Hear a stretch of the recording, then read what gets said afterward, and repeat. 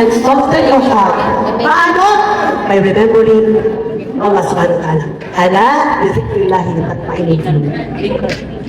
Alam niyo kung anong number one na pandemic ngayong taon na, ngayong 12th century? It's not about COVID-19. It's not about diabetes. It's not about cancer.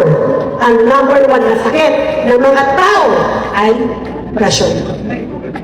Bakit ka na-depress? Kasi kitera ka. Bakit ka na-depress? Kasi masyadong mataas ang pangarap mo sa buhay. Bakit ka? Anxiety? Na-anxious ka sa mga pangyayari dahil wala kang tiwala sa Allah.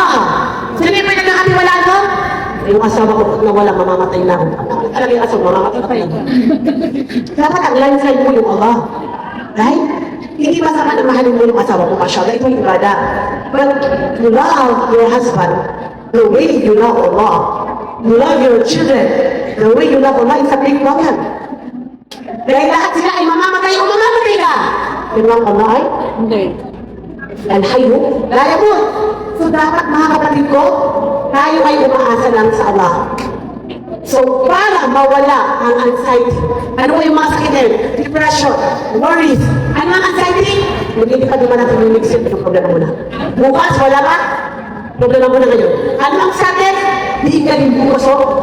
Yung lumipas na, nararamdaman ko yung pag-hinag-peace doon sa mga lumipas na nawala sa'yo. Ano ang depression?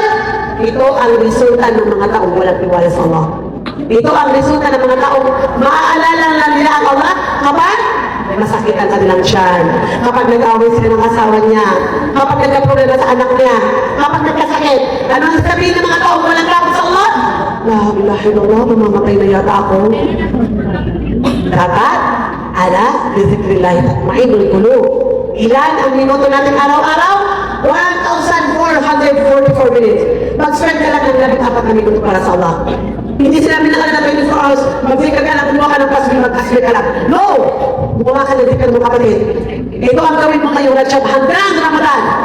Umaga, ang sasabihin mo lang, astagfirullah al-azim, astagfirullah al-azim, astagfirullah al-azim. 5, 10, 100, Masya Allah! Ang Rasul sallallahu alaihi wasallam walang kasalanan. The best of humanity. Pero siya ay nagtatawa sa Allah ng at least 70 to 100 times. Ikaw, sino ka pa rin kapag mo? Pagkatapos magsablay ng bukal, magsabi ka lang ng zikr. Pwede ang sabihin mo, subhanallah wa bihamdi, subhanallah al-azim. Gumawa ka ng habit, araw-araw mo ito gagawin. Kahit 5 minuto lang. Ito ay napakadaling bigkasin.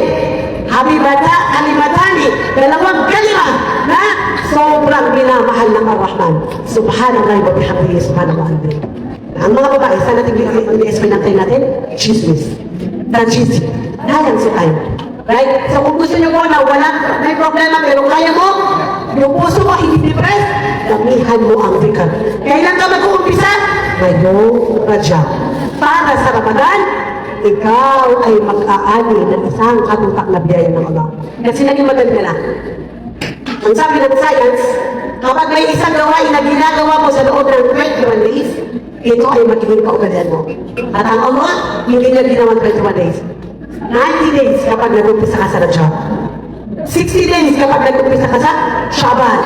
30 days kapag nag-umpisa ka sa first day ng Ramadan. So, naiigit tayo sa mga taong mayayaman.